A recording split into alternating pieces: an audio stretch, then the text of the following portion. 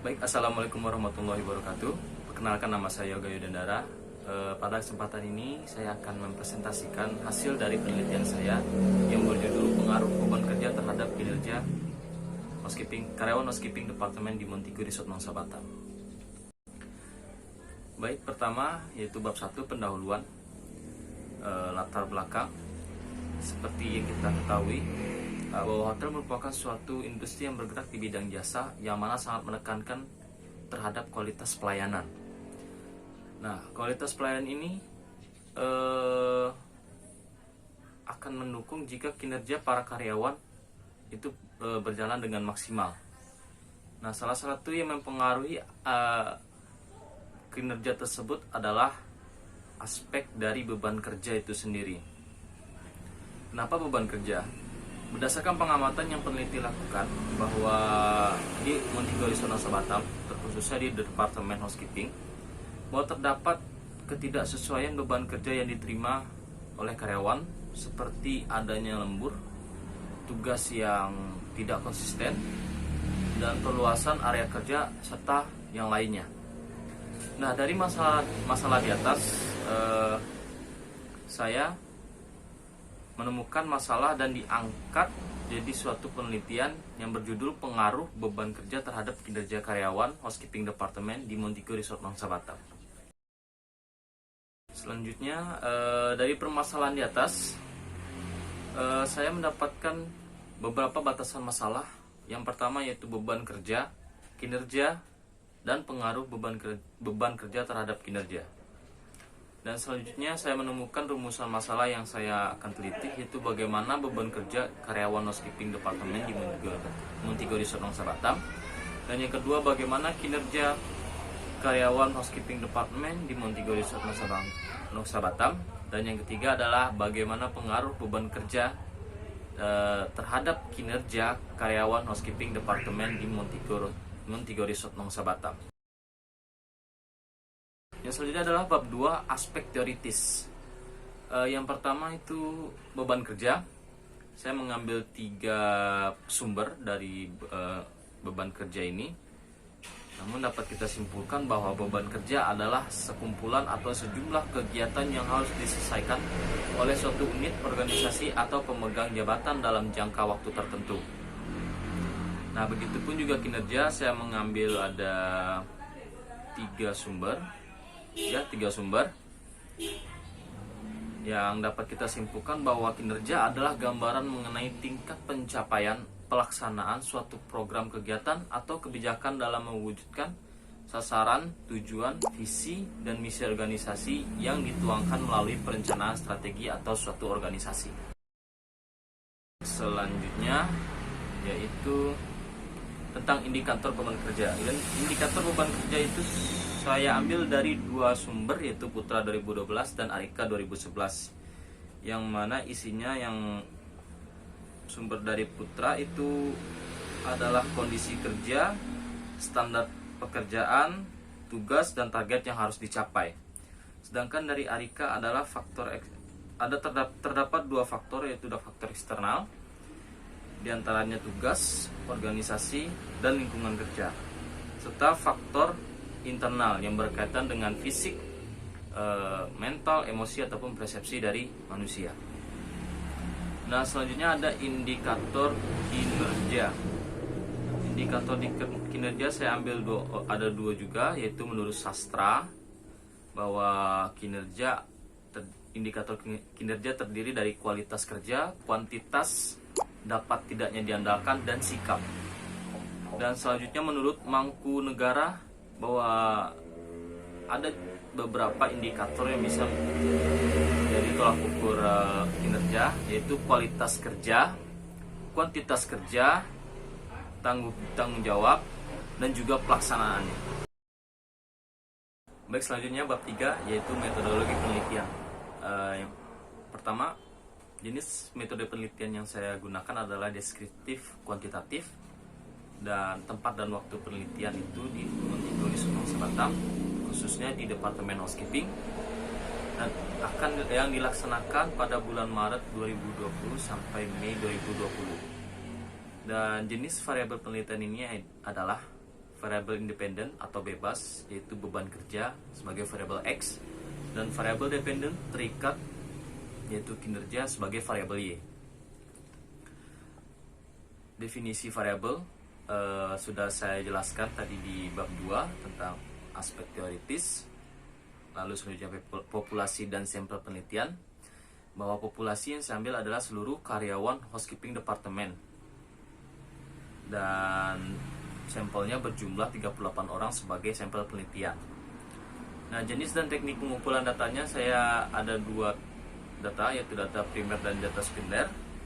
Dan pengumpulan datanya itu menggunakan kuesioner atau angket menggunakan skala Likert, serta uji coba instrumen menggunakan 2 uji, yaitu uji validitas dan uji reliabilitas. Nah, di sini ada hasil uji dari validitas. Bisa kita lihat bahwa kedua variabel datanya valid, tidak ada pertanyaan atau pernyataan yang gugur, dan juga di bawahnya ada uji reliabilitas bahwa data reliable karena Rombatch alfanya lebih besar daripada 0,6. Bisa kita lihat di presentasi ini. Dan teknik analisis saya menggunakan 2 teknik, yaitu data tabulasi dan deskripsi data. Dan uji persyaratan analisisnya yaitu uji normalitas, homogenitas, dan uji linearitas. Serta untuk pengujian hipotesis atau pengujian pengaruh terhadap 2 variabel yaitu menggunakan uji regresi linear sederhana. Baik, selanjutnya yaitu bab 4, hasil dan pembahasan. Baik, pertama yaitu deskripsi variabel beban kerja dan kinerja atau variabel X dan variabel Y. Deskripsi data menggunakan data angket dari 38 responden dengan masing-masing 16 pernyataan. Pertama yaitu variabel beban kerja atau variabel X. Bisa kita lihat di sini bahwa di sini terdapat hasil olah datanya yang diolah menggunakan aplikasi SPSS olah data versi 16. Dan di sini ada tabel distribusi frekuensinya bahwa variabel beban kerja atau variabel X dikategorikan sangat baik dengan rentang skor di atas 6,39 dengan frekuensi 23 dari 38 dan persentasenya 60,53%. Dan selanjutnya adalah deskripsi dari indikator variabel beban kerja. Yang pertama, lingkungan kerja. Bisa kita lihat di sini kategorinya juga sangat baik dengan persentase di atas 5,9 dengan rentang skor di atas 5,9 dengan frekuensi 38 dari 38 responden dan presentasinya 100%. Begitupun juga dengan kondisi kerja sangat baik, rentang skornya berada di atas 11 dengan frekuensi 38 dari 38 responden dan presentasinya 100%. Standar kerja juga sama seperti kondisi kerja, kategorinya sangat baik di atas 11 rentang skornya dan frekuensinya 38 dari 38 responden dan presentasinya 100%. Selanjutnya dari indikator tugas. Kategori yang di sini sangat baik, rentang skornya di atas 15,9 dan frekuensinya 38 dari 38 responden dan presentasinya 100%, dan juga target yang harus dicapai berada di kategori sangat baik, rentang skor di atas 7,9 dengan frekuensi 38 dari 38 responden dan presentasinya 100%. Baik, kita ke variabel kinerja atau variabel Y. Baik, di atas terdapat hasil olah datanya, olah data dari aplikasi SPSS versi 16, dan di bawahnya terdapat kategori dan kategorinya di sini kategori sangat baik dengan rentang skor di atas 63,9 dengan frekuensi 35 dari 38 responden dan presentasinya 92,11%. Dan indikator dari variabel kinerja. Yang pertama ada kualitas kerja dan kuantitas kerja. Selanjutnya Bisa kita lihat kalau kualitas kerja kategorinya baik, kategori baik dengan rentang skor itu 25 ke bawah sampai 20 dengan frekuensi 23 dari 38 responden dengan persentase 60,53%. Dan yang kuantitas itu berada kategori sangat baik, di atas rentang skornya di atas 11 dengan frekuensi 36 dari 38 responden dengan presentasi 94,74%.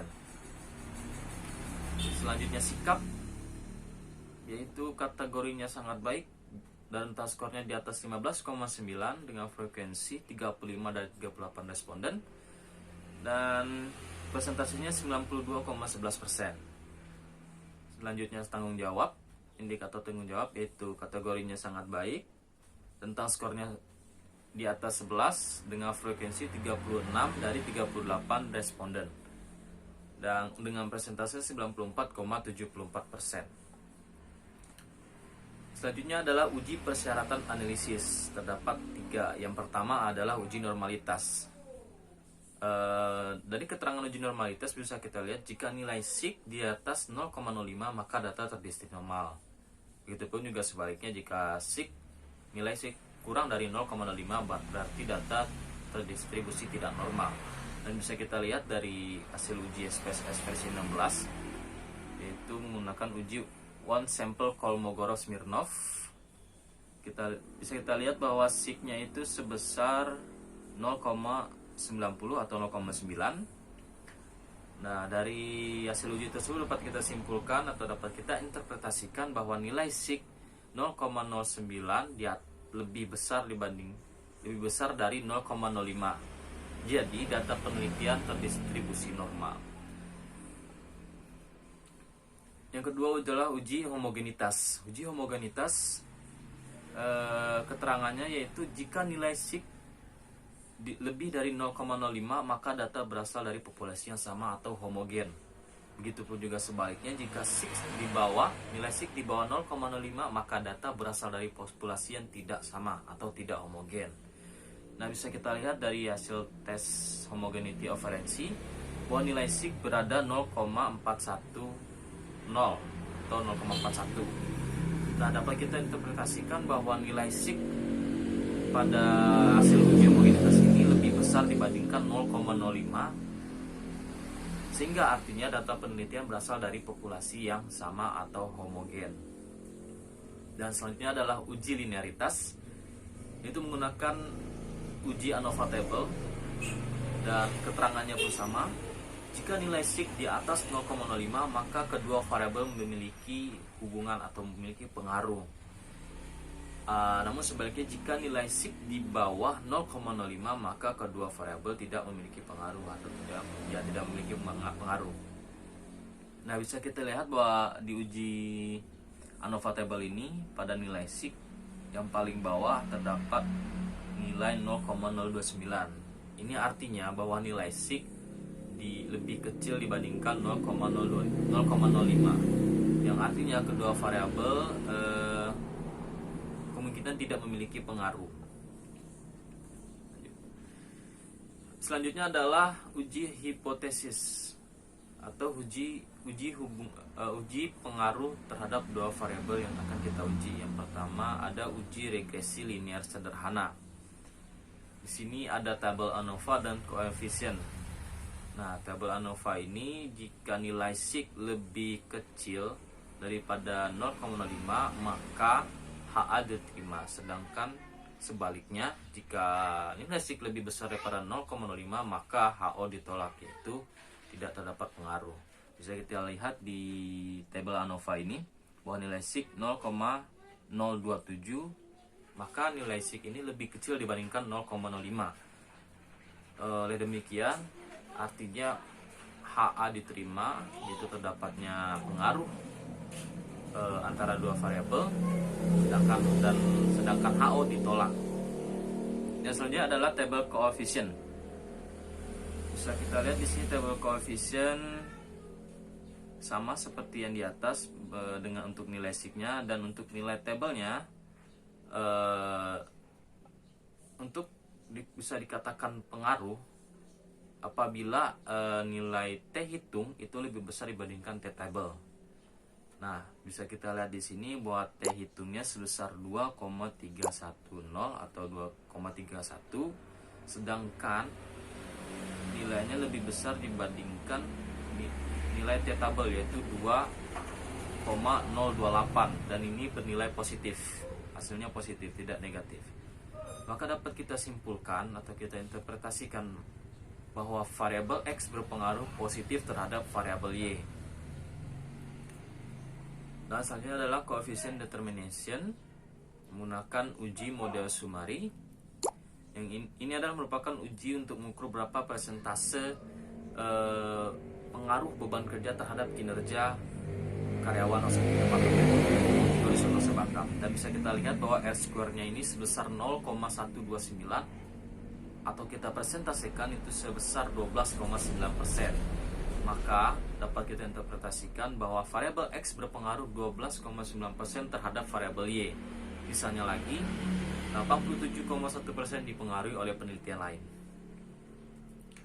Baik, pembahasan dari hasil uji data di atas dapat kita interpretasikan juga secara keseluruhan, yaitu pertama beban kerja atau variabel X.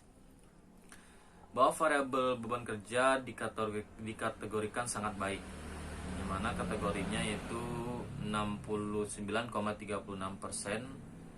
Artinya karyawan mendapatkan beban kerja yang baik dari manajemen, sedangkan seluruh indikator variabel X berada kategori sangat baik juga, yakni sebesar 100%. Berarti setiap indikator atau setiap tolak ukur dari beban kerja ini sangatlah baik dan diterapkan oleh hotel dengan baik.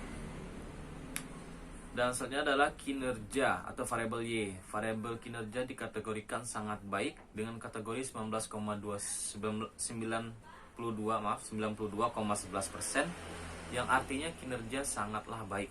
Kinerja karyawan sangatlah baik pada di housekeeping departemen, karyawan housekeeping departemen. Dan pada indikatornya, pertama itu kualitas kerja, responden menyatakan baik dengan persentase 60,53%, dan untuk indikator kuantitas kerja pada perusahaan, responden menyatakan sangat baik yaitu dengan persentase 94,74%. Kemudian indikator sikap, responden menyatakan sangat baik dengan persentase 92,11%. Selanjutnya pada indikator tanggung jawab, ini juga menyatakan sangat baik dengan persentase 94,74%. Selanjutnya adalah pembahasan mengenai pengaruh beban kerja terhadap kinerja. Nah, berdasarkan dari hasil uji regresi linear sederhana sebelumnya, dapat kita simpulkan bahwa hipotesis yang dihasilkan dari penelitian ini adalah bahwa beban kerja memiliki pengaruh positif terhadap kinerja. Maka demikian HA diterima dan HO ditolak. Yang artinya semakin besar beban kerja yang ditanggung atau diterima oleh karyawan, maka semakin menurunlah kinerja karyawan housekeeping departemen di Montego Resort Nusa Batam. Baik, selanjutnya adalah bab 5, kesimpulan dan saran. Kesimpulannya adalah bahwa variabel X atau variabel beban kerja masuk dalam kategori yang sangat baik, berarti penerapannya cukup baik. Penerapannya sangat baik, yaitu sebesar 60,53%. Dan variabel Y atau kinerja juga berada dalam kategori baik dengan persentase sangat baik dengan persentase 92,11%.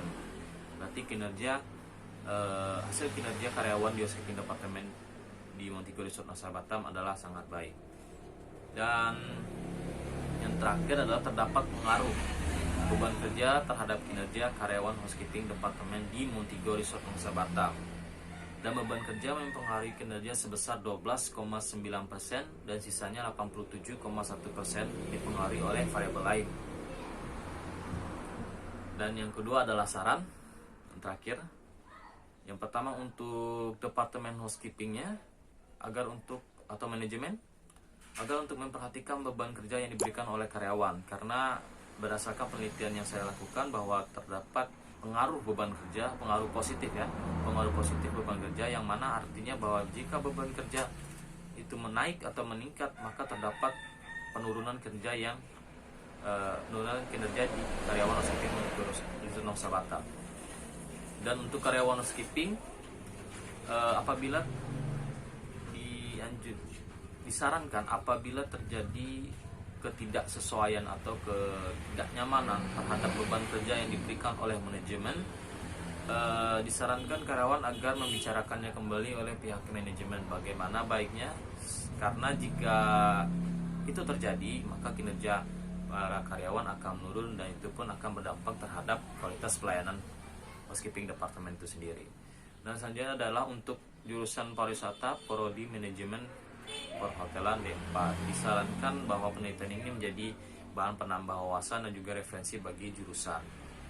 Dan untuk penelitian lain juga disarankan bahwa penelitian ini juga sebagai referensi dan referensi untuk peneliti